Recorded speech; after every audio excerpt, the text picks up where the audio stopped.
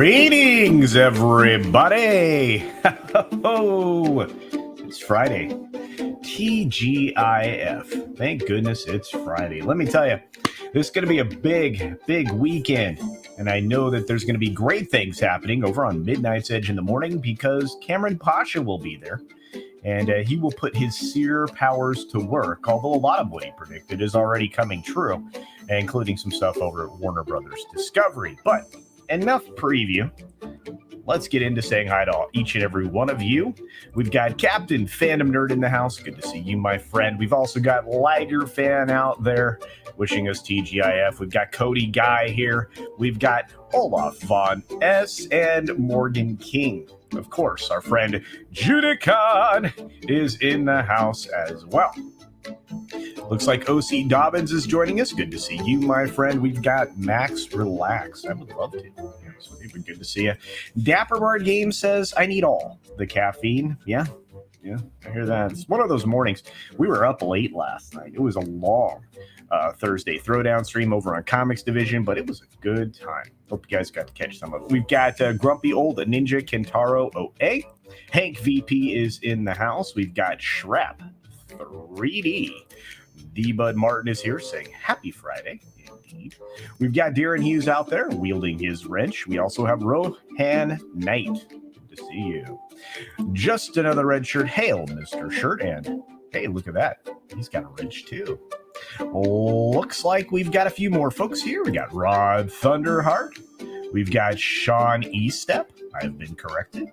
The Mad Mensch of Mods. That's what I'm going to say. Eric K is. Good to see you, my friend. We've got Rob Altus in the house, along with Dr. Dragon, DS Ford, and Sean Landrigan.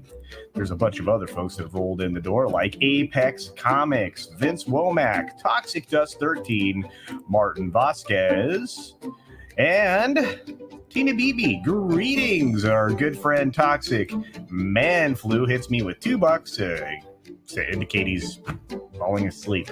I'm glad I can help you with your naps, my friend. I know that there's a few other folks here, including Ation Faldra. We've got I don't know what this is, but I'm not sure how to pronounce any of that. But it's good to see you. And Six is here. Great to see you. Of course, the talented Eddie Masterson is here. JT Gunn is here. Good to see you, bud. James Villanueva is here. Andrew 46 and 2 says, who dis? New phone. That's right. Who dis? We got Spider Unlimited and George Bonnie 89.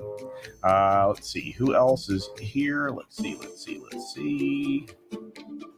Oh, you guys, thanks for being here. If I missed you, it wasn't on purpose. It's a matter of 3 minutes on the pregame, the sound check. But we've got to get started. So we've got a lot of articles. I hope you guys saw. Here we go. Or should I say, here we go.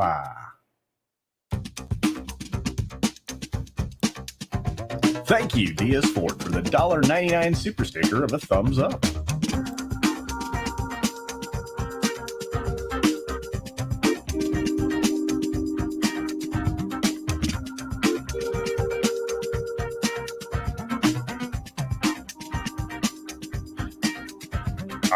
Thank you.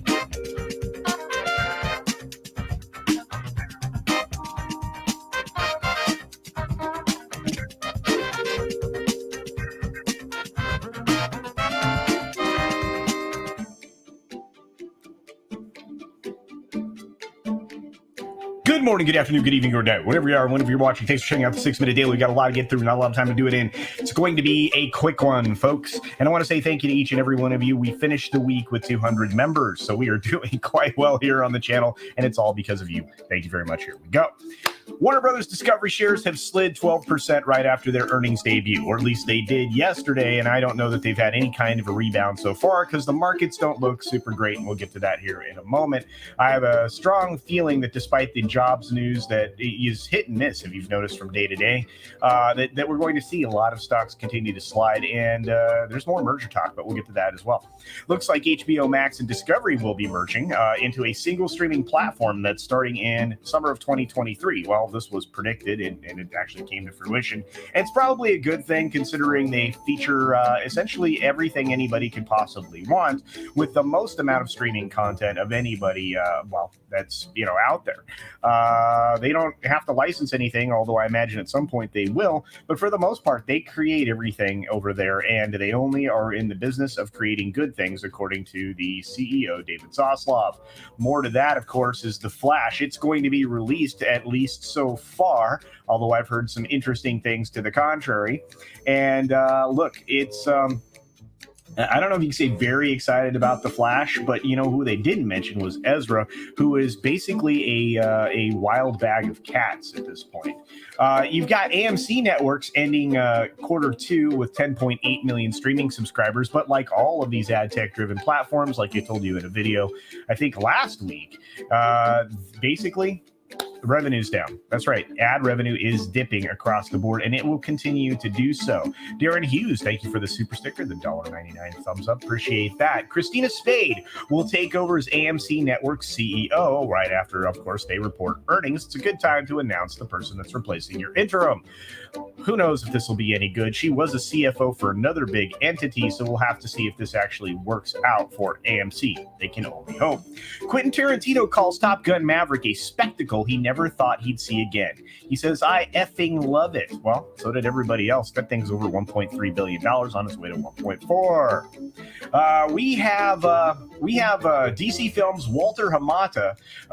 He was on the brink of exiting after the Batgirl cancellation, and a collective was said by everybody in the C-suite there. I imagine that he's been, quote-unquote, talked into staying until at least October 21st after the release of Black Adam. Talked into staying. Dude, get out. You suck. Your whole idea sucked. Now DC has a 10-year plan. It's basically running just parallel with what Marvel did originally. And at least I know for a fact that this will be a plan, unlike the quote-unquote plan that we got with Phase 4. Feel like they actually know what they're doing over there, and they're going to work with stars. They're going to work with talent. They're going to work with directors and writers that actually can do something with all of these incredibly valuable properties. We'll have to see at the end of the day what comes of it, but sometimes it's better to cancel things than to continue forward. Speaking of continuing forward, Disney Plus is basically going to not run Lightyear or anything else even remotely controversial in the Middle East, or things that would run afoul of the local censorship rules. Now, this isn't surprising. A lot of stuff are being essentially edited for various markets. Hollywood does not have the fortitude of their convictions. They lack it, and so they edit. It would be interesting if they would just stop foisting things upon people who don't want it and stop catering to a sliver of an audience. But hey, what can you do? Well, you can lose more money. Cinemark cuts losses, speaking of losing money, to $73 million amid strong box office recovery. I'm not sure how they continue to lose money, although I imagine all of them are currently in, recovery mode, as it says here in the title of the article. But they're getting there, and so is AMC. Speaking of AMC, they're trying to win over retail investors once again with their APE dividend. It's essentially a new type of stock that they're offering out there. I'm not really sure how this is going to encourage retail investors to continue to support this man who took a bunch of money out of the company and put it in his own pocket, and then went out and bought a gold mining company, but who knows? And as I mentioned, U.S. stocks are falling, even though there was a quote-unquote red-hot jobs report. Do you realize that not one new job is created? We just recovered jobs that we'd already had, but they don't want to talk about that. Speaking of not talking about stuff, Amazon's going after a robot manufacturer called iRobot, who makes vacuums. You probably are familiar with them. I'm not sure I would let this deal go through either. Meta's essentially decided not to meddle in elections anymore, or even deal in the world of information. They have rolled back a lot of things that they put in place prior to the last election cycle. You have Twitter responding to Musk's claims, calling them excuses, even though Musk is countersuing them on the basis of fraud. And you know what? He's probably right. They have been misrepresenting data for a long time and changed it after his proposal to purchase the company. You have one question here that we barely got onto the screen is, how much is a Zuckerberg worth? Well, a collector card has been available of a very young Mr. Mark Zuckerberg from his, I guess, T-ball team, possibly minor league team. I don't know, but it's interesting. It's being auctioned off as an NFT, but I'm not sure if anybody really wants it. So with that being said, I'm out of stories, I'm out of time, and boy, I'm out of a week. I hope you guys enjoyed the week. Be sure to take care of yourself, take care of others, wash your hands, of course, because it's good hygiene. And until next time, bye! Thanks for visiting today. Be sure you're subscribed and hit that for alerts. Yay! Of course, like and share all of the videos that you can, as it helps with the algorithm. Have a great day. Once again, thank you to all the amazing members of the channel. You guys really make things happen. Look at all these people, 200 of them, 200 plus now, actually. And I don't even know what to say. Thank you. That's what I say. Thank you. Oh, and thanks to all of you who are regular viewers of this particular 6-Minute Daily program. And Cultureites, we are going to go into doing a podcast version of this show and probably all my other live streams. Be right back here for the Friday pre-flight in just over 3 hours. And in just a few moments, check out Midnight's Edge in the morning over on, obviously, Midnight's Edge. It looks like Cameron Pasha will be joining the panel, and boy, do we have a lot to talk about after yesterday.